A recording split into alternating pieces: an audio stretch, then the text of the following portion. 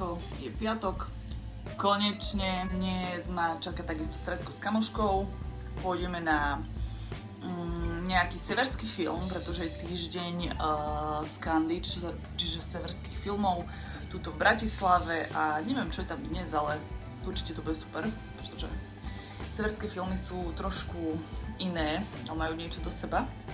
Takže sa teším a chceli by sme skúsiť nejakú novú kaviareň, pekareň v Bratislave, kde sme ešte neboli.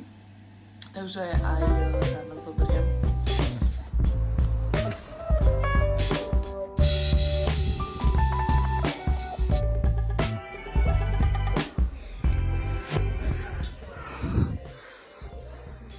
Konečne som doma a ako som ráno spomínala, dnes pôjdeme do kina a do mesta.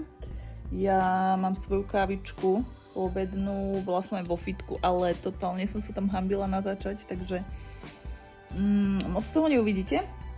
A práve pozerám Milana Dubca a Dalibora Cicmana a rozhovor s nimi. Lebo jednoducho nápad je nič, že nápad je 0,5% úspechu. 99,5% úspechu je, že zrealizovať nejaké MVPčko. Dosť často počúvam tohto Milana a občas aj Dalibora, ktorý je CEO Jim Beamu, a keďže ja mám rada Jim Beam aj Vilgain a všetky slovenské alebo české značky, ktoré sú kvalitné, tak rada aj sledujem niečo takéto, nejaké rozhovory inšpiratívne, či už o investovaní, o podnikaní a tak.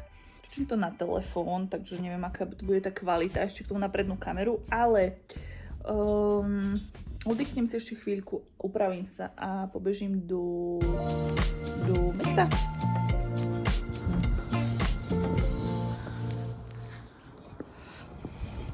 Keď som bývala tuto v centre, tak som pravidelne chodila po tomto moste a teraz si to užívam normálne.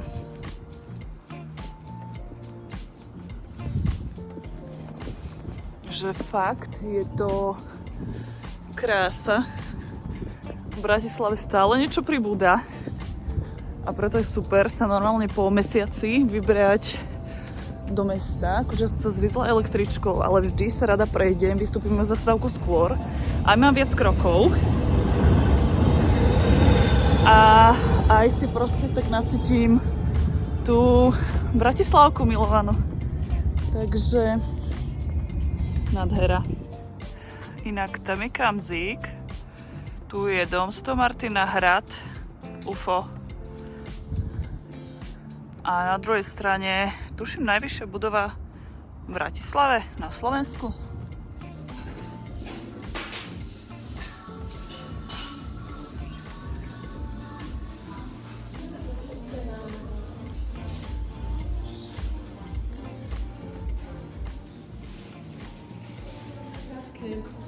Nie.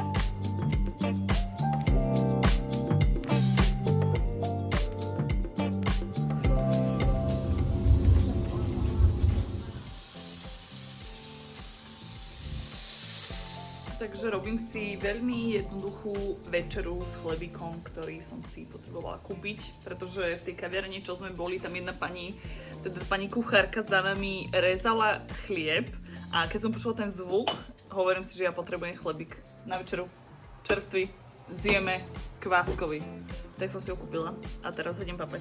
Takže to bude moja večera a asi si pozrieme nejaký film a už len oddych, keďže zajtra asi pôjdeme na bežky. Uvidíme podľa počasia, ale taký je plán. Takže uvidíme, či sa prvýkrát v živote dostanem na bežky.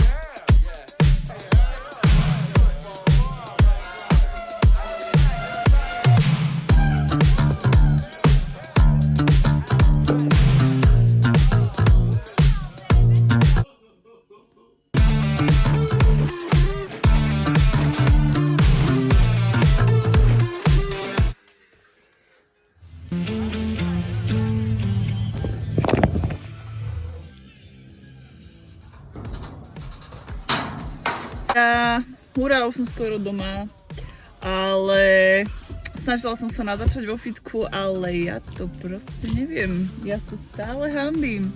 bolo tam dosť ľudí, takže natočila som vám len môj outfit. A to je tak všetko. Ale som rada, že som bola. Aj som celkom zamakala, zapojila som teda aj prvky Hyroxu, čo bolo super. A konečne som sa fakt, že cítila silná a dobré. Čo je aj výsledkom tých tréningov, že úplne vládzem a na pase som behala ešte na konci intervaly a hovorila som si, že super, zase moja kondička ide naspäť. Takže verím, že klopem si, že všetko pôjde podľa plánu. Neskolí ma, ani nejdem hovoriť, že čo. Proste manifestujem si a hovorím si, že moje telo je silné, super a zlepšuje sa každý deň. Takže asi tak. Pôjdem sa napapať, aj keď som nie ešte úplne hladná. A uvidíme, čo s dnešným dňom. Jedna z vecí, čo som prestala robiť, je, že sa prepchávam. A prepchávam znamená, čo v mojom ponímaní bolo, že normálne dojem to, čo som si naložila.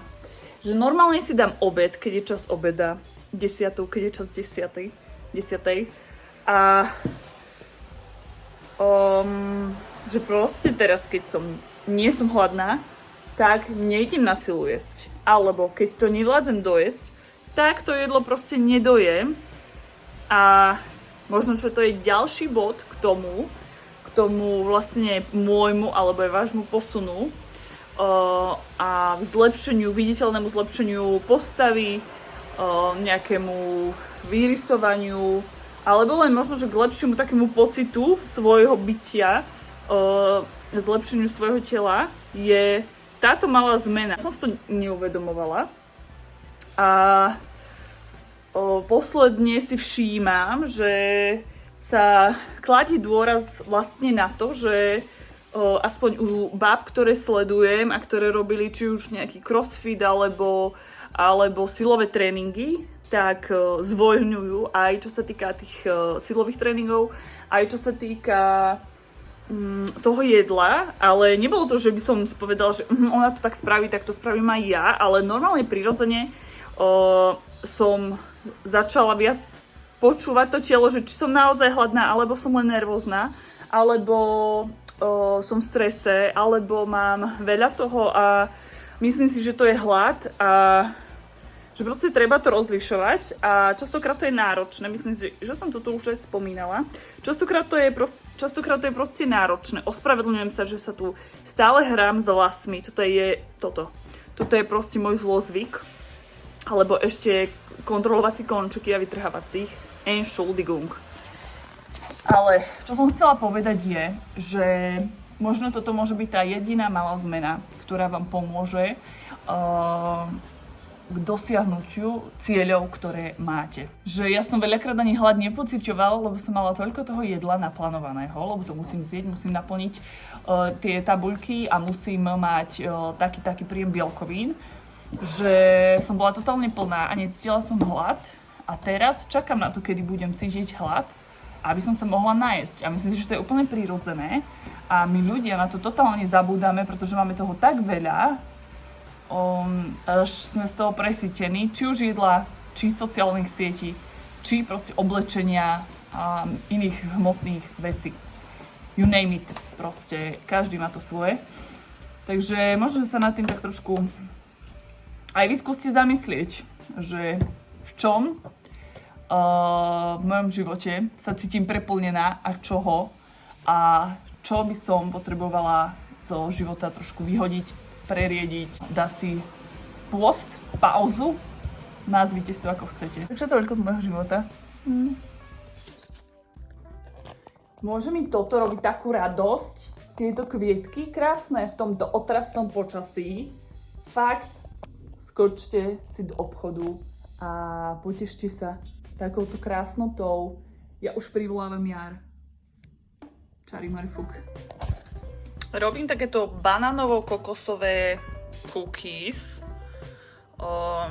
Mario to niekde našiel na internete, že to vyskúšame. Čierny je ten banán pretože ich pučil včera a až dnes som sa k tomu dostala.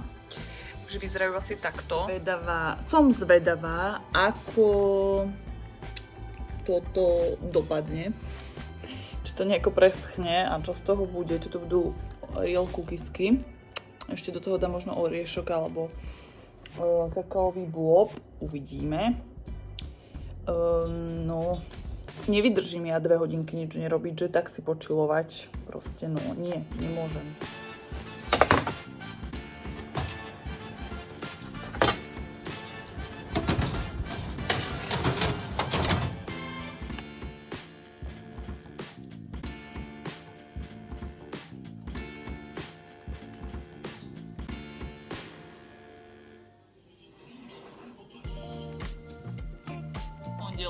A poďte so mnou do novej kaviarne, v ktorej som ešte nebola. Keďže vykúklo slniečko, ja mám chuť ísť von, chuť ísť do mesta, takže si trošku zvezím električku, dala som si tento Juicy Bomb lesk a dávam si sluchatka, podcastík do nich a ideme sa prejsť, keďže dnes mám day off od cvičenia, tak si dáme aspoň takú hodinkovú prechádzku dokopy, možno 2, uvidíme.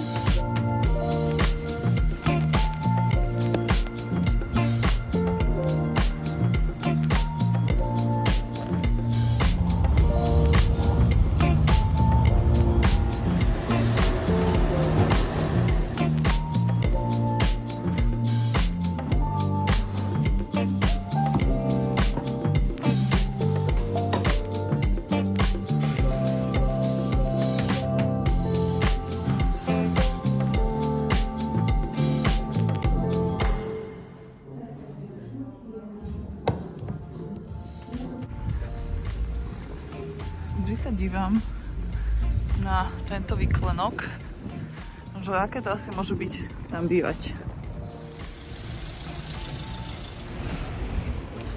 No, celkom sa ochladilo. Ja sa ešte šikovno prepravím na električku a pôjdem domov.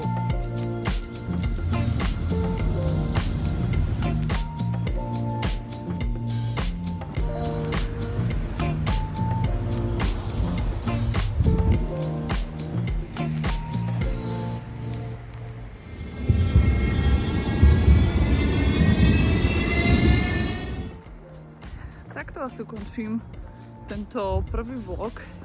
Neviem, ako to postrihám, ale verím, že vám to aspoň trošku dá niečo.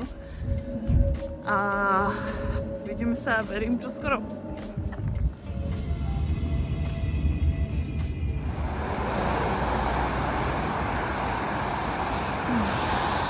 Neviem, ako toto video vyznie, ako bude vyzerať, koľko toho tam bude natočené, ale úvod sa mi nenahral, ktorý bol ten hlavný vlastne dôvod, prečo chcem točiť toto video. Každopádne možno to nejako z kontextu tohto videa pochopíte, že čo bolo to, čo chcem vo videu odovzdať. Každopádne, ako som hovorila, že sme mali s kamarátkou 2 či 3 dní dozadu na film, pretože je nejaký Scandi festival, tak predsa len ja som mala chuť dlho ísť už do kina, ale ako sa mi to teda nevychádza. Ja som sa pred pol hodinku rozhodla, že idem na film, keďže v Bratislave je viacero kín. Film z toho Scandi festivalu aj dokonca hrajú v kine Mladosť, takže som si dopriala tento zážitok, idem sa tam pozrieť, keďže som bola nachystaná, vlastne celého dňa oblečená, tak som len sadla do auta, už som v Eurovej a idem na filmík. Teším sa, budem tam sama, ak náhodou sama, no nebudem tam sama, bude tam kopec ďalších ľudí, pozerala som obsadenie, asi 4 ľudia tam už majú rezervované sami miesto, potom sú tam nejaké dvojice a ak nemáte ísť s kým do kina, von, na kávu, odporúčam, lebo najlepšia spoločnosť je vaša spoločnosť, aspoň ja si myslím, že najlepšia spoločnosť je moja spoločnosť pre mňa. Čiže choďte sami, nebojte sa, hovorím to dlho, často, pravidelne, hlavne ľuďom, ktorí s tým majú problém, ale potom tí ľudia sú takí hrdí, fakt, choďte, keď nemáte s kým. A ja už idem do kina. A vidíme sa opäť v ďalšom videu. Čaute.